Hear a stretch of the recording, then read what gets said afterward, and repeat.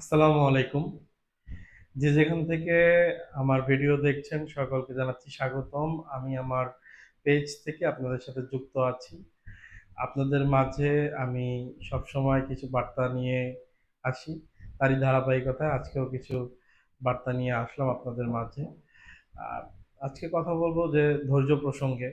যে আমরা যখন একটা গাছ রোপণ করি, তখন গাছটাতে আমরা পানি দেই, পরিচর্যা করি। পরিচর্যা করার পরে একটা সময় আসে যখন আমরা গাছ থেকে ফল পাই।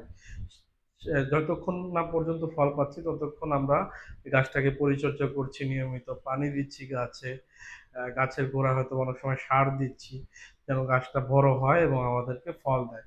তেমনিভাবে আমাদের কাজের ফলাফল আমরা অনেক সময় একটু আহ, আহ, সময় নিয়ে পাই।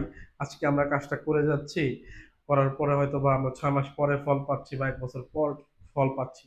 আজকে যারা আমরা আহ, জীবনে একটা লক্ষ্য নিয়ে কাজ করছি, লক্ষ্য পূরণ হচ্ছে না এখনো, কিন্তু কাজ করছি।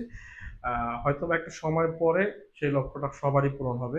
তো ধৈর্য ছাড়া কিছু হয় না, ধৈর্য সকলকে ধরতে হয়। যারা জীবনে সফল হয়েছেন তারা ধৈর্য ধরেই সফল হতে হয়েছে।